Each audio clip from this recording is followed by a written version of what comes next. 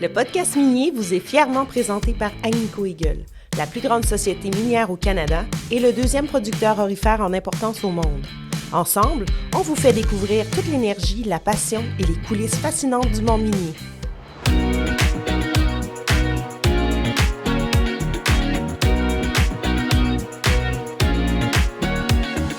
L'Institut national des mines est fier de présenter cet épisode du podcast minier. On a tous un moment où ça fait clic. Ce moment où tu comprends ce que tu aimes vraiment faire. Et si ce déclic t'ouvrait la porte vers une carrière à ton image? Le secteur minier, c'est plus de 30 formations pour tous les talents et tous les intérêts. Que tu aimes la science, la mécanique, le plein air ou la technologie, il y a une place pour toi. Découvre les formations sur québec.ca/formation-minière. Le secteur minier, un monde à explorer. Bienvenue au podcast minier. Je suis Manon Rouillé, présidente de l'agence de communication Rouillé et animatrice du podcast minier. J'ai le plaisir d'accueillir aujourd'hui Carlos Ovalle, professeur, chercheur et responsable du baccalauréat Génie des mines.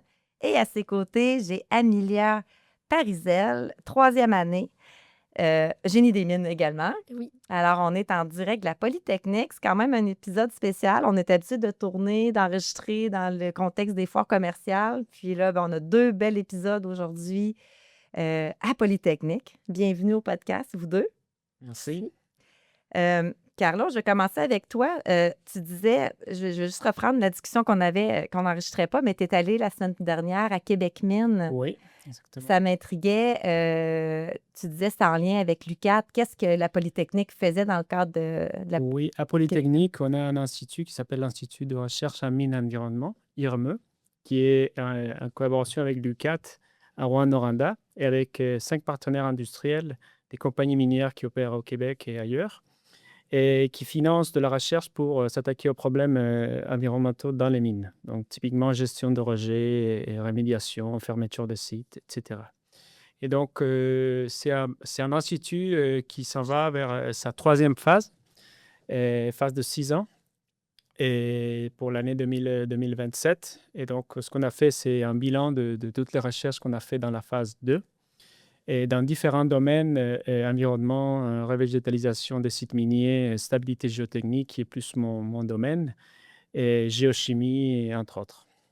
Puis c'est toi qui présentais? Moi, je fais une présentation de mon domaine, mais il y a eu à peu près 6 ou 7 présentations des recherches de l'Institut. Puis là, Carlos, dis-nous, ça fait 7 ans que tu es professeur à Polytechnique. Ouais. Tu étais où avant? Puis qu'est-ce qui t'a attiré, premièrement, dans le secteur minier, puis de devenir prof dans le secteur minier? Moi, je suis originaire du Chili. J'ai fait un bac en génie civil au Chili. Le Chili, c'est un pays minier. 60% de nos exportations, c'est les mines. C'est 15% de notre PIB. Et puis, c'est le gros acteur dans l'économie du pays. Donc, il y a beaucoup de défis dans les mines. Et moi, du côté génie civil, je me suis intéressé aux défis de l'environnement. Donc, comment gérer les rejets miniers par rapport à des productions de grande envergure, comme on a au Chili, des mines métalliques très vastes, et dans un environnement qui est soumis à des conditions assez extrêmes, soit climatiques, sismiques et d'autres.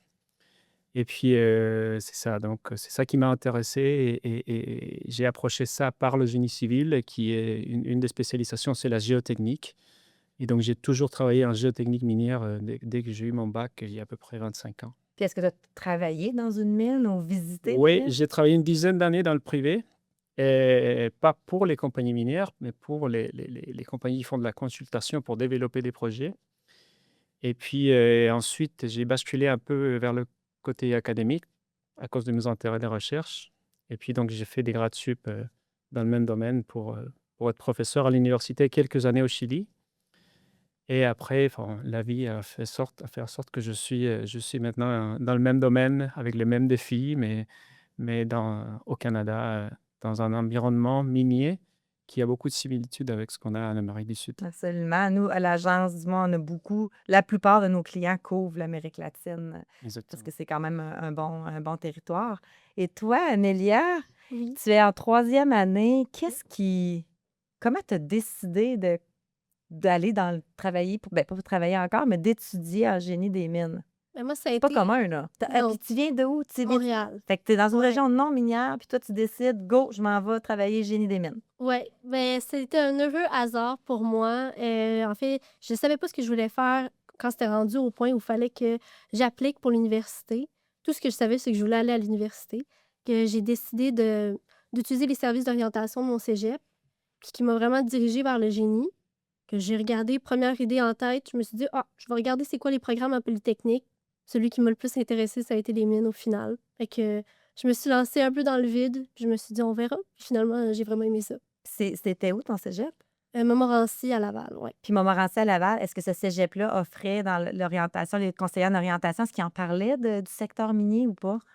Pas vraiment du secteur minier, plus, tu sais, je dirais génie mécanique, ceux qu'on connaît là vraiment, rapidement, l'électricité, géologie. Géologie, j'ai regardé, mais finalement, quand j'ai regardé géologie, je me suis retrouvée à regarder mines aussi, puis c'est comme ça que j'ai découvert. Puis quand tu dis, tu as regardé la Polytechnique puis le programme, qu'est-ce Ouais. qui t'a sauté aux yeux? Qu'est-ce qui t'a intéressé? Moi, j'aimais l'envergure du projet. Comme une mine, c'est un gros projet. Puis ça, c'est ce qui m'a vraiment intéressée. Puis après ça, ben, j'ai jamais vraiment voulu rester à Montréal. Pour moi, c'était ça que j'allais quitter. Puis là, ben, ça me forçait à quitter pour m'en aller en région. Puis c'est toujours ça que j'ai voulu faire. Fait que... Quand tu es arrivé dans ta première année, qu'est-ce qui t'a le plus surpris d'arriver à Polytechnique, première année dans ton programme? À quel point le programme il était petit. Je m'attendais pas à ce que ça soit aussi petit. Petit en termes de nombre de personnes à l'intérieur? Ouais, ouais, je pensais pas on allait être un petit groupe qui allait se suivre. Je sais pas, j'avais l'impression que ça allait être plus grand, puis finalement, pas du tout. Puis ça m'a surpris, puis j'ai vraiment aimé ça. Puis petit, c'est combien d'étudiants? On en a parlé tantôt. Je sais pas, c'est ça aussi 150 étudiants? C'est ça Ça, qu'on a dit c'est tantôt, 150 Oui, étudiants? 150 à 200 au total. Est-ce que c'était ça aussi la première année? Ouais, je dirais, là, nous, en tout cas, on était peut-être une quinzaine à se suivre encore, là. Fait que c'est vraiment pas beaucoup, là, mais moi, j'aime ça comme ça. Il y a 150, 200 étudiants. Combien de professeurs à Polytechnique? On a 6 professeurs à Polytechnique et qui travaillent dans différents domaines qui touchent le génie des mines et qui donnent des cours dans le programme. Mais on a aussi beaucoup de cours de service de génie civil et de génie géologique et certains cours qui se font à l'Université de McGill aussi. Puis dans les professeurs, comme toi, tu nous as parlé un peu de ton background, puis oui, tu as la connaissance du secteur minier. Est-ce que c'est la même chose pour les autres professeurs? Non, il y a différents domaines. Il y en a qui travaillent dans mécanique des roches et planification, optimisation des opérations. Et ben, il y a aussi le domaine plus environnement. Ça, c'est assez varié. Et pour les domaines où on n'a pas une expertise ici, puis il y a des cours à McGill qui s'offrent. Puis là, il y avait un programme justement que vous avez avec McGill. C'est quoi Oui, la le collaboration? programme des génies des mines à Polytechnique est conjoint avec McGill. Et donc, il y a 2 sessions qui font les étudiants à McGill. Et donc, c'est ça. Donc, l'avantage, c'est que ils sont exposés à plus d'expérience, de professeurs, de chercheurs, et à une autre ambiance, une autre université. Et c'est bilingue aussi, c'est des cours qui se font en anglais. Et nous, on reçoit les étudiants McGill qui ont fait le cégep, qui viennent ici prendre nos cours en français. On a parlé, quand je vous parlais dans les pré-entrevues, puis une chose qui était ressortie, c'était la proximité entre les étudiants et les professeurs. On le voit, là, déjà, quand je parlais à Justine Michaud, qui va avoir un autre deuxième podcast tantôt avec nous, c'est un peu tout de suite la question, c'était, il y a des étudiants, puis on aimerait ça aussi qu'il y ait des professeurs dans les épisodes. J'ai trouvé ça super beau, mais c'est quoi cette proximité-là que vous avez avec Amélia, avec vos professeurs? Bien, justement, je pense que surtout quand on s'implique dans le programme, il y a beaucoup d'opportunités, beaucoup d'événements qu'on fait où on implique les profs avec tu sais, dans nos événements. Justement, là, cette année, j'organise la compétition où ça, c'est un événement où on a des professeurs qui viennent nous aider à faire une étude de cas puis qui nous guident avec leur expérience. Tu sais, juste des activités comme ça, quand on y participe, on finit par être tu sais, plus proche de nos professeurs. Et aussi le fait qu'on est dans des petits groupes, on les revoit, nos profs. Ben tout ça, ça vient je sais ça vient nous et on se sent plus, on se sent plus dans une petite famille, là, tu sais. Avec nos profs, on se sent plus à l'aise de poser nos questions, tout ça, puis on finit par pouvoir développer plus loin nos compétences parce qu'on se sent à l'aise de poser des questions, puis on se sent à l'aise d'aller plus loin, avec nos professeurs. Ouais. Tu parlais d'une compétition. C'est quoi la compétition? C'est une étude de cas où tout le monde, on présente l'étude de cas à tous les étudiants qui participent à la compétition. Puis ils sont regroupés en équipes de 5. Puis on essaye de trouver des solutions à la problématique qui est présentée. C'est quoi la problématique? Là, cette année, ça reste une surprise. Ah, On ne veut pas donner ça. non, Non. mais on va diffuser en janvier. Ah oui! En fait, on devrait le faire sur la stabilité des pentes. Que ce soit... Ça va être une problématique qui va être présentée par Englobe. Puis c'est une problématique réelle qu'eux, ils vivent dans leur quotidien, c'est des choses qui règlent dans leur travail. Puis le but, ça va être de simuler cet enjeu-là, mais pour les étudiants, voir c'est comment, ça ressemble à quoi travailler comme une problématique qui peut arriver justement dans le milieu du travail. D'année après année, il y a des compétitions comme ça. Oui, ce qui est beau, c'est que c'est les étudiantes et les étudiants qui l'organisent. Et nous, on participe, mais c'est vraiment eux qui l'organisent. Et l'année passée, c'était autour des feux de forêt, Ouais. des mesures d'urgence autour des feux de forêt. Qu'est-ce Et qui est puis- ressorti justement des mesures d'urgence avec les feux de forêt? Bonne question. Mon groupe n'a pas gagné, donc je n'ai pas retenu les meilleures mesures. Mais c'était vraiment comment réagir, c'était quoi les priorités. Il fallait que le groupe définisse c'est quoi les priorités, qu'est-ce qu'on doit faire en premier. Il y a les personnes, il y a les opérations, il y a l'environnement, etc. Donc il fallait prioriser, prendre des décisions par rapport à ça et suivre certaines règles qui étaient établies. Donc c'était plus ça. On C'était en plus avait parlé. se forcer à travailler en équipe Je ensuite. pense que c'était avec la gang de Windfall, puis on en avait parlé des feux, puis une des... parce qu'ils ont quand même été... Sans que la mine, le site soit Ouais. touché, les feux sont arrivés là, à quelques mètres. Quand on est allé visiter, on voyait tous les arbres brûlés, puis c'est incroyable comment que ça a passé proche.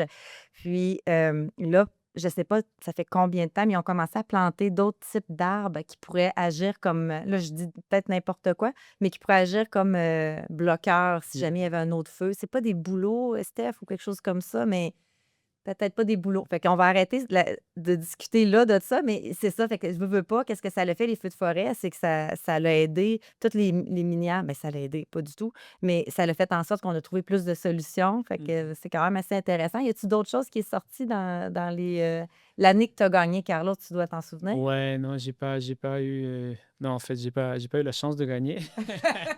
Agnico Eagle est fier de présenter le podcast minier. Avec cet engagement, on poursuit notre mission. Faire briller l'industrie minière, mettre en valeur son savoir-faire, ses talents, sa relève et ses retombées positives dans nos communautés.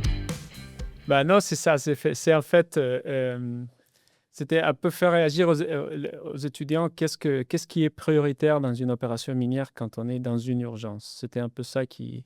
Et moi, je dirais que tout le monde a sorti des réponses relativement différentes. Il n'y avait pas une réponse correcte, une incorrecte. C'était vraiment comment établir un plan. À court terme, tout le monde a couvert plus ou moins la même chose, mais avec des petites subtilités pour les priorités, oui. Amelia, tu es en 3e année, donc est-ce que tu as fait un stage à tous les ans? Oui. Ça l'était quoi? Mettons, là, tu es rendu à ton 3e. Est-ce qu'il est fait ton 3e stage? Non, Il on va va être le faire à été. l'automne. À l'automne, OK. Ouais. Puis là, tes 2 premiers stages, c'était quoi? Mon premier stage, ça a été avec Agnico Eagle à Odyssée.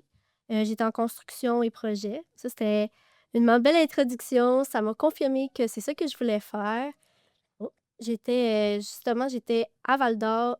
J'étais à Malartic, non? Puis j'ai vraiment aimé ça. Ça a confirmé que pour moi, tu sais, je pouvais travailler en région, que j'allais être bien. Puis ça m'a motivée pour continuer. Je suis revenue à l'école. J'étais toute contente de pouvoir continuer mon apprentissage puis le développer plus loin.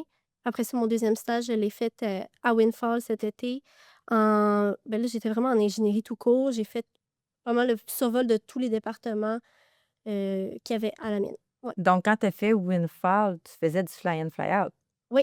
Tu faisais combien de jours là-bas? 14 jours au travail, 14 jours à la maison. Puis, ça, c'est une autre chose que je voulais explorer, justement. Tu sais, c'est une possibilité, mais c'est peut-être pas toujours... c'est peut-être que c'est pas ça que je veux faire, peut-être que c'est pas adapté pour moi, peut-être que c'est une réalité que j'aime pas, finalement. Mais au final, je pense que j'ai quand même beaucoup aimé ça. Mais je pense pas que ça va être une réalité pour toute la vie non plus. Comment tu as vécu justement 14 jours à la mine, 14 jours après ça chez toi. Tu peux-tu nous expliquer comment ça fonctionne? Tu as pris l'avion, tu as pris l'autobus? Ouais, ben, je vais à l'aéroport, puis là, tout est pris en charge à partir de l'aéroport. Le billet d'avion, tout ça, c'est déjà tout enregistré. Puis après ça, on part dans l'avion. Le Windfall, c'est pas trop loin, fait que ça nous a pris 1 heure se rendre. Puis après ça, on a 2 heures d'autobus à faire. Ça, tu trouves que c'est pas trop loin, 2 heures d'autobus dans la Garnotte? Ouais, c'est sûr que des fois, l'arrêt est longue, là. Puis après ça, ben, une fois arrivé à la mine, on dirait que tu retombes dans ta petite famille parce que là, tu tombes dans un monde où tu connais tout le monde, tu manges avec tout le monde que tu connais, tu dors, tu passes toute ta journée finalement jusqu'à dormir avec du monde que tu connais. C'est comme plus rare que mettons, à Montréal. On va spécifier que vous avez chacun votre chambre, tu dors pas avec Oui, ça. non, non, non, non. Donc, fait que. Mais ça faisait bizarre d'être comme avec tout le monde tout le temps, même manger. Tu sais, ton souper, ton déjeuner, c'est rare que tu déjeunes avec tes collègues de travail tous les jours. Puis après ça, on fait des grosses journées. On commence avec une rencontre du matin, tous les matins. Puis après ça, on part sur notre journée de travail. Moi, ben, je changeais de département de jour en jour pour aider là où il y avait des besoins, que ce soit en construction, en planification. Ça. Ouais. Quand on avait été à Windfall, quelque chose que je ne connaissais pas, qu'on a vécu, c'est le cross-shift. Oui. Donc, quand que les gens partent, ils quittent la mine de leurs 2 semaines, les autres, comme vous arrivez de votre 2 semaines, puis là, il y a une rencontre avec la personne qui fait exactement le poste que toi, tu t'en vas faire. Est-ce que ça, tu l'as vécu? Ben, un peu avec ma stagiaire, en fait, ma cross-shift, moi aussi, j'avais une stagiaire qui prenait mon poste quand moi je partais. Puis, ben, c'est sûr, des fois, on avait des projets communs ou des projets similaires. Fait que là, on s'aidait pour se donner la suite de l'information. On a comme toujours une petite heure entre le temps où moi, je pars puis elle arrive. Fait qu'on a 1 heure pour se dire toutes nos affaires puis manger en même temps. Fait qu'on fait tout ça en même temps. On communique, tu sais, les informations pour poursuivre le projet. Puis souvent, on envoie un courriel aussi. Mais c'est quand même une réalité assez spéciale. Tu sais, exemple, tu es responsable des ressources humaines. Ouais. Pendant 2 semaines, là, tu quittes. C'est une personne qui fait avancer tes dossiers. Mais elle aussi, quand elle quitte, c'est toi qui fais avancer ses dossiers. Mais c'est une réalité qu'on ne connaît pas quand on n'a pas à vivre le fly-in, fly-out, là, veux pas. Carlo, je me demandais de ton côté, en tant que professeur, quand les étudiants font des stages comme ça, est-ce que ça ramène de l'information pour le développement des cours et du programme? Oui, ben, c'est sûr que les étudiants en revenant des stages, ils viennent avec plus d'expérience, mais aussi beaucoup de motivation. Ils voient vraiment comment ça se passe sur le terrain. Et comme disait Amelia, c'est pas seulement une tâche qui est différente, mais des gens, un environnement, on est soit éloigné ou soit en équipe, et toujours dans des opérations de grande envergure. Donc ça, c'est toujours très impressionnant quand on est jeune. Et puis, normalement, la plupart de nos étudiants reviennent très, très motivés, reviennent avec des expériences qui sont partagées, des fois dans les cours. Donc, ça enrichit beaucoup notre enseignement, on fait affaire avec des gens qui mûrissent très vite, en fait, pendant les études. Tu dois voir la différence des Ouais, ouais, étudiants qui arrivent après leur stage, sûrement qu'il y a une autre vision, mais beaucoup plus concrète du exactement. secteur. Et Euh, surtout, très motivés. Oui, hein? Donc, ça se voit très bien que comme Amélia le disait, ça renforce leur choix. Et puis, moi, je dirais la grande majorité, c'est le cas. Donc, Est-ce que tu as vu des cas où est-ce qu'après, parce qu'on en avait déjà parlé, c'était à Thetford Mines, où est-ce qu'on voyait beaucoup les étudiants après stage changer, rester dans le secteur minier, mais peut-être changer de discipline, ça leur faisait goûter à d'autres choses. Est-ce que ça, tu le vois quand ils reviennent des oui, stages des fois? ce que je vois, c'est qu'ils veulent pas faire la même chose qu'ils avaient fait les stages précédents. Ils veulent essayer différentes choses. C'est pas que ils ont rien décidé pour l'instant, en général, mais ils veulent essayer différentes tâches, différentes activités, défis, etc. Rester à faire la même chose, normalement, ils cherchent pas ça. Depuis 7 ans, est-ce que tu vois quelque chose qui change par rapport au marché, par rapport au volet académique aussi? Oui, c'est vrai que ces temps, c'est pas beaucoup, mais on voit une évolution dans tout ce qui est transformation énergétique, minéraux critiques. Tout ça, c'est quelque chose qui s'en vient très, très fort, seulement au Québec. Mais un peu plus loin, si tu veux, 15, 20 ans, on voit une grande évolution à tout ce qui est souci environnemental, et réglementation autour de tout ça. C'est quelque chose qui s'est développé très, très, très vite dans les dernières 20-25 ans, je pense. Et ça se consolide dans les dernières années. Puis la part de filles dans le programme, vous êtes combien?